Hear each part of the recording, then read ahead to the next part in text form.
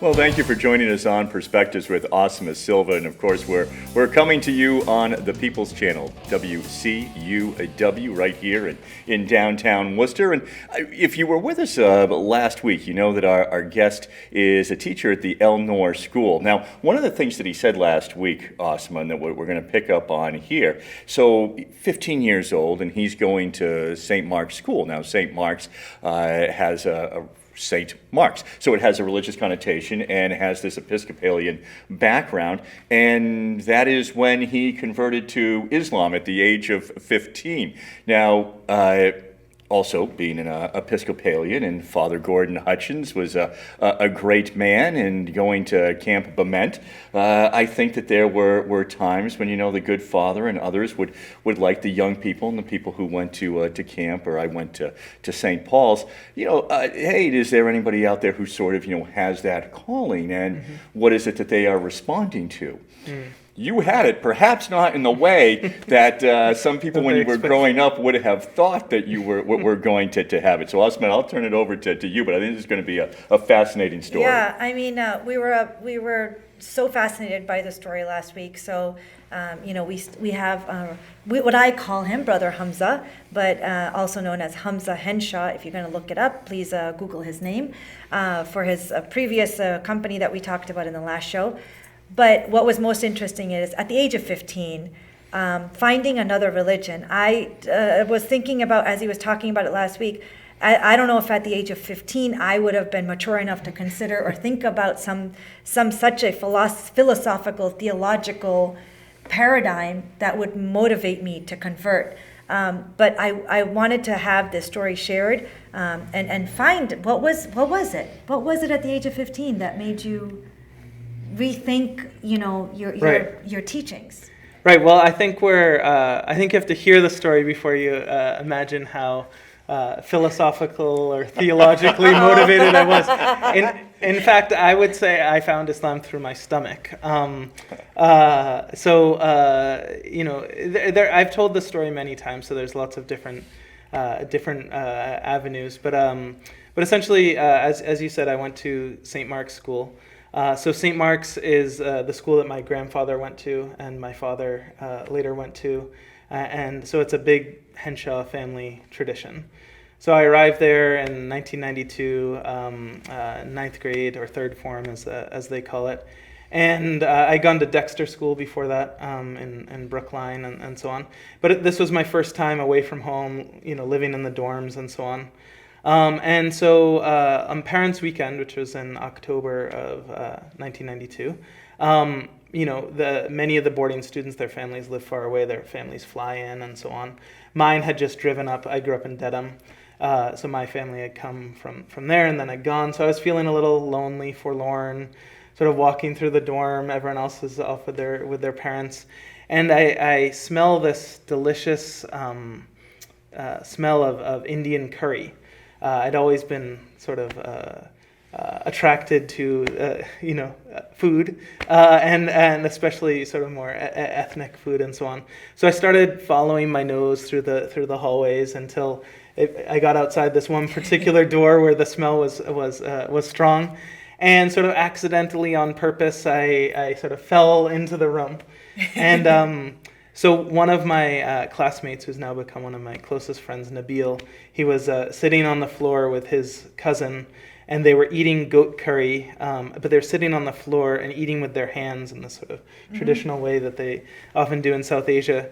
And they saw that I was just sort of zeroed in on the food, and they invited me to sit and eat with them. And actually, they're also drinking chai, masala chai. So now I know Starbucks and places like that have chai lattes and things like that. It's westernized. Right. It has become, but back in 1992 it was a totally foreign concept. And as soon as I tasted that masala chai, like my world changed. It was delicious. And so they actually at this moment, for some reason, Nabil decided to give me a name. And so he named me Mahbub Chaiwala. You know what that means, right? So what that means is Mahbub is beloved. A lot of people know the word Habib or Habibi from Arabic. So beloved, and then Chaiwala is like tea boy. The person who makes the tea right. is like the tea person. Right. So in India later, I traveled in India, and I was on the train, and people pointed out the chaiwalas to me, and so they would actually wear the tea on their back. Yep. And they, as the train would pull into the station, they would be going chai garamande, and so then you'd just be in the station for a minute or two, and they'd come and you put your glass out, and they sort of bend over and pour the chai. It's like a canister of tea. Right. They're holding Canister on of to- it's tea. like a Yeah. backpack Yeah. canister. Indians take their tea very seriously. Yes, they do. They do. So Nabil gave me this name, and that was sort of the start of an amazing friendship. So obviously the story goes on from there. So I don't know if you want me to keep going. Please do. So I understand that. I'm going to tell you, there's plenty of people who will enjoy Indian curry, or who will say, "Boy, that's neat," who will then not convert to Islam. Yeah, exactly. How did you make that jump from Jai to Islam? This was the start of the friendship. But from that time, I became very, very close with Nabil, and I noticed that there were things that were different about him. In the evenings, when we would be, going through our bathroom routine and getting ready for bed and so on, we'd be all brushing our teeth and so on. And Nabil would. One thing is, he had this stick, which I've later learned is called a miswak. And it's actually the root of a tree. That's sort of an old-fashioned toothpaste that they actually used back in the Prophet Muhammad, peace be upon him's time. And so he used that was what he was using as a toothbrush. So that struck me as a little strange. And then he had this weird. It's antiseptic, naturally antiseptic. Right. Yeah. He had this sort of unusual ritual that he was doing with the water, where he was sort of putting it down his arm and so on. And then the coup de grace was he would take his feet and plop them in the This is sink. like the traditional how you yes. Yeah. So what he was yes. doing was making wudu, or the ritual ablution before prayer. And one of the things I loved about Nabil is he didn't. I mean, Muslims everywhere are making wudu, and Yes. but most don't do it quite so publicly or with such a flourish. There's some people who will do it at Right. the mall, and you'll find Right. people putting their feet in the sink, washing them, and there's others looking at them like, "What are you doing?" Right. It takes a lot of to put your foot in the sink in a public place. Takes a level of bravery and It does. and so on. But in any case, so we'd notice this, and then he would go back to his room and he would do the call to prayer, the Allahu Akbar, the adhan. And he, even though he was praying alone, he was the only Muslim in that dorm. He would still do it out loud with his door slightly ajar. So we'd sort of hear this beautiful Arabic call to prayer, and sort of peek in and see him praying. We were on the football team together. And so during football practice, sometimes he would have to pray, and he'd sort of excuse himself and use the Gatorade bottles to do the same wudu routine, and then pray on the side of the field. I'm assuming water was in the Gatorade, not Right. the Yeah. Gatorade. That was water. Yeah. Sorry. That would Yes, be a little those sticky. green those green bottles. Yes. So essentially, we could see that this is someone who takes his faith very seriously, So yeah. Then I guess the next thing that maybe happened one day in the St. Mark's dining hall, it was the BLT day, and I grew up, and bacon and was a big part of my upbringing. I for all the Muslims out there, I know this is sounds heretical, but I loved bacon. It tastes amazing. I'm sure it still does. So we were going through the aisle, and I kept on asking the lunch lady to pile it on. And Nabil was just getting increasingly disgusted by this. And so we sat down, and he said, I want to ask you something. I want you to make a pledge to me that you're never going to eat pork again. And it's just such an out of the blue, out of left field type request. And for whatever reason, something in me said, okay, yeah, I'm done. You just said okay. So I don't think I could do that. If I was eating chocolate and I was pounding. Yeah, if it were chai, I'm not sure. I wouldn't have agreed. But the power of this other young man is Yes, I'm a little. I need to meet this person. Right. So I really don't. I don't know what was going on in that moment. But anyway, that was the next thing. So increasingly, there were three of us who were getting more and more interested in Nabil and so on. The timeline gets a little confusing to me, but he was eager to bring Muslim speakers to the school, to let them know. So his parents had actually gone for the Hajj pilgrimage with Hakeem Olajuwon, the basketball player. And this was at the height of Hakeem's, stardom. He had won the MVP, and the Rockets were in the finals, and all of this. And so Hakeem, the Rockets were playing the Celtics, and Nabil arranged for Hakeem to come out to St. Mark's to speak to us. It was a really memorable moment. He was sitting on the floor very humbly and just talking about how, Islam had really changed the trajectory of his life. And then later he came up to our dorm. This was in 10th grade at this point. And he, just seeing this like 7 foot tall giant there, praying and so on. That was one of the experiences that we had. So essentially we were becoming increasingly interested in Islam and in Nabil's beliefs and what made him tick and so on. And so at one point he told me, would you like to know a sentence that is weightier than everything that exists in this world, in the heavens and the earth? Yep.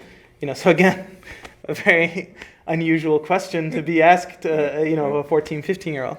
And so I said, of course, I'd love to know that sentence. And then he said the kalima, La ilaha illallah Muhammad Rasulullah, which means there is no God but God, and Muhammad is his prophet and messenger. And when he said those words, the Arabic words, La ilaha illallah Muhammad Rasulullah, I felt this electricity sort of go through my body. It was a very sort of one of those out-of-body experiences. And it really struck me. And so now we wanted to learn more.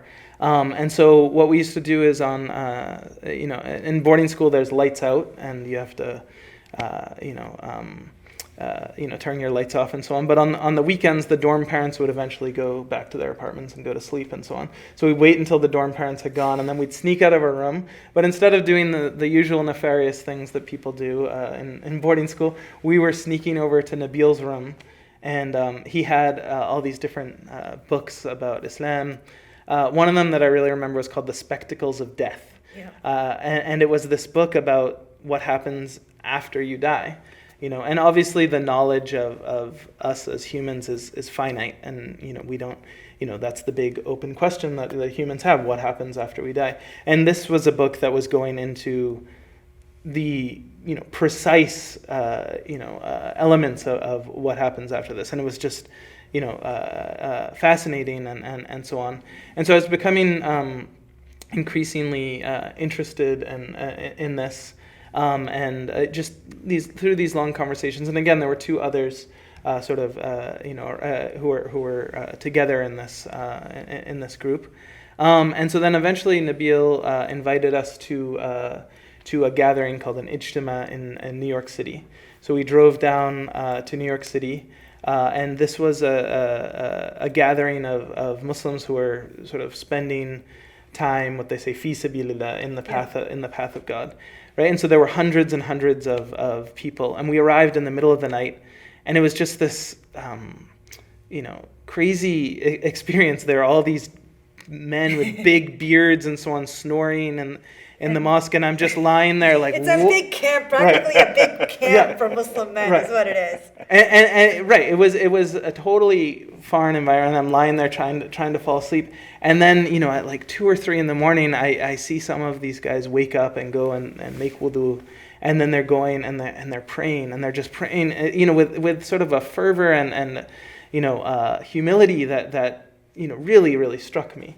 That these are people who aren't just paying lip service to their beliefs. These are people who really, really believe in their faith. Just to clarify Right. for our viewers, the Ijtima is really like he said, a congregation of Muslim men who kind of congregate together to energize each other.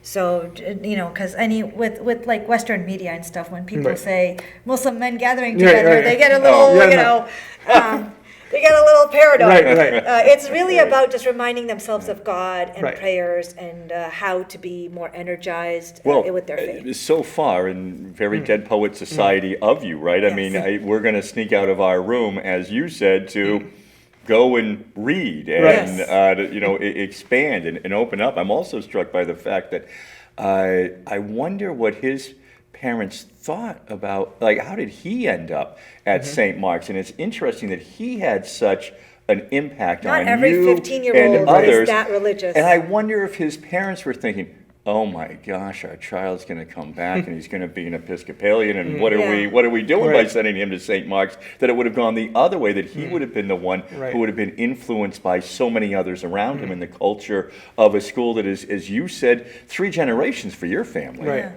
Right. So actually, interesting. Nabil's story itself is quite interesting. So his family is from a different sect of Islam, the Ismaili Muslims, which is a sect of Shia Islam. So Nabil himself underwent what you might call a conversion, or towards more Sunni, Orthodox Sunni Islam, the summer before he came to St. Mark's. So he was on a trip in India and met some people, and it's a great story as well, but we won't go into it.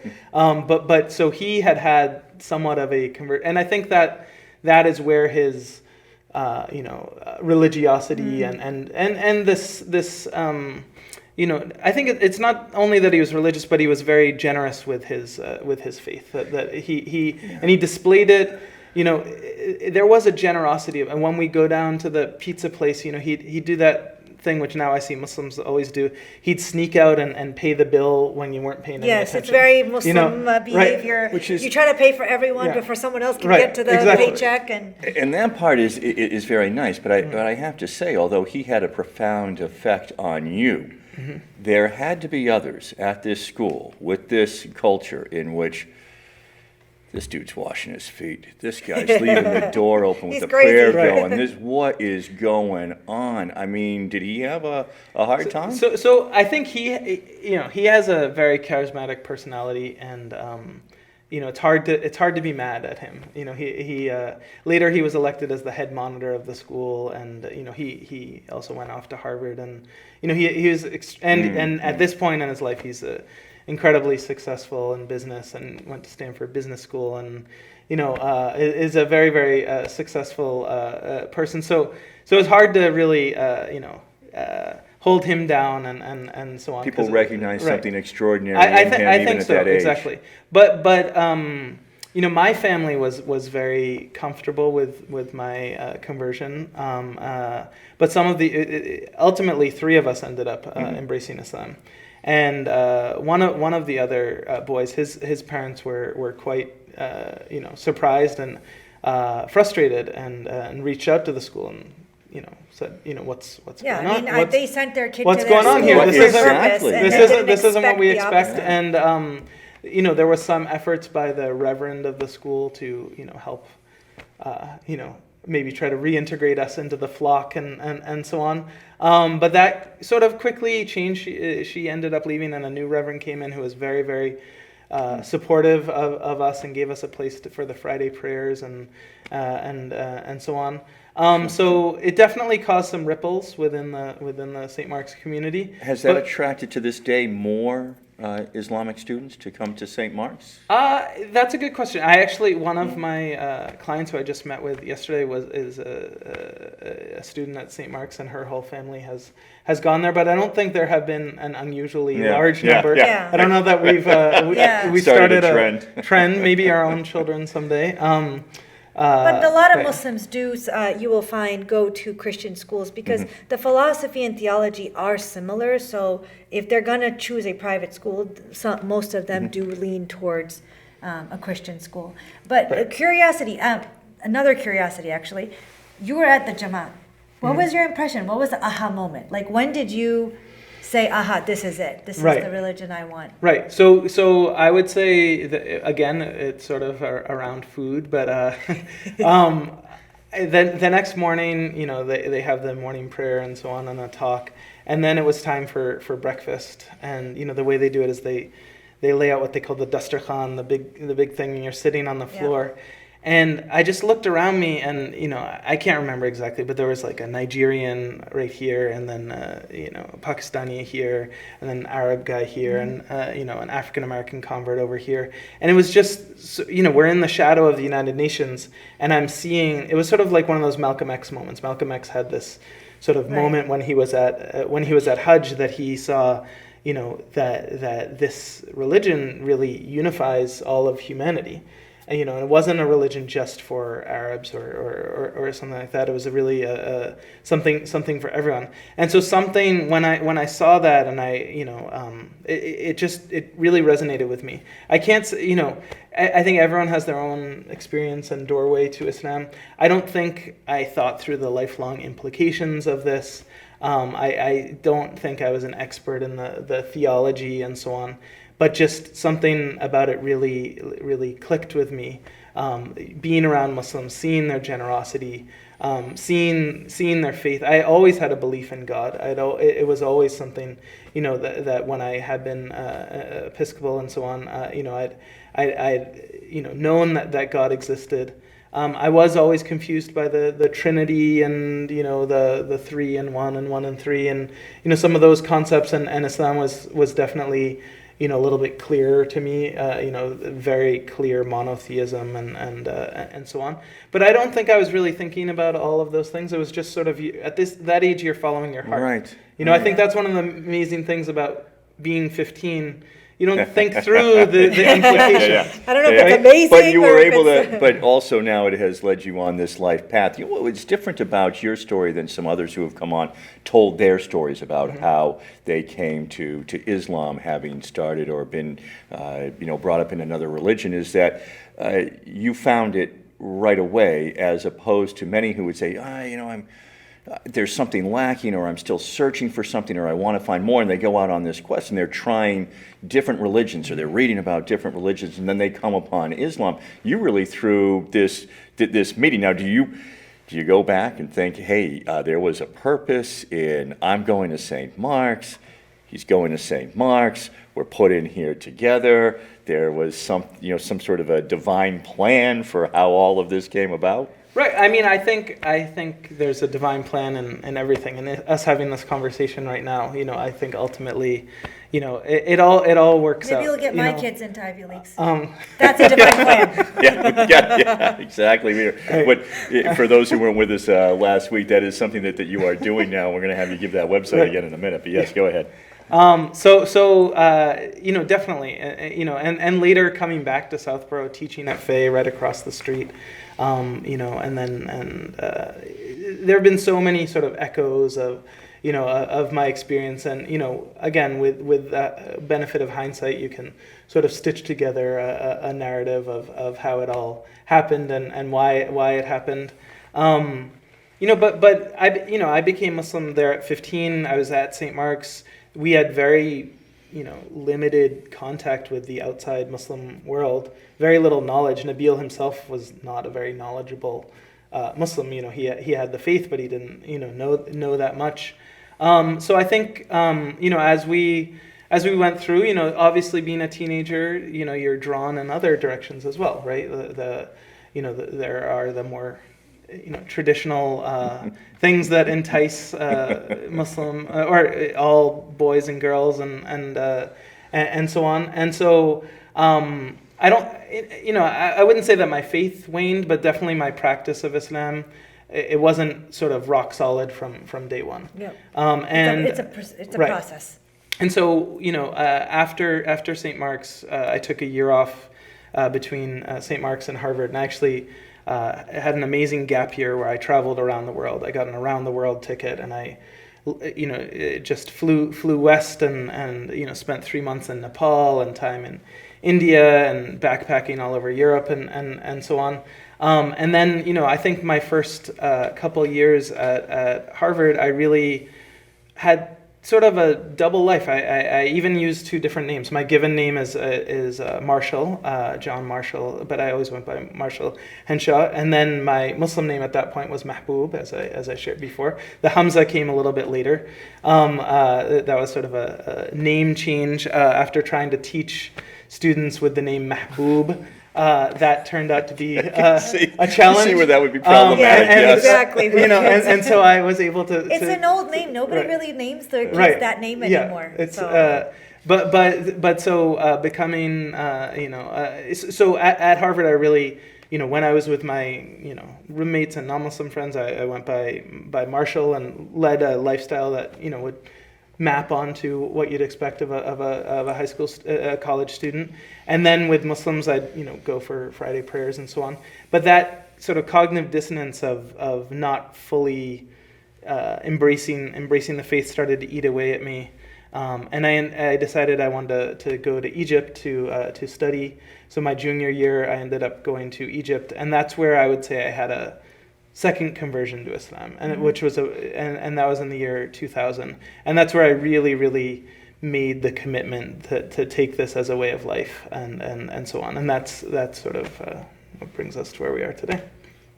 We have just a couple minutes. We want you to give your perspective for all that we have talked about today. I mean, this was an amazing story, only because, first of all, I don't know any 15-year-old Muslim who carries around or brings with them the spectacles of death. So that was very interesting. I need to meet this person. And second of all, it's amazing in how you said that at 15, I loved how you said that they follow their heart.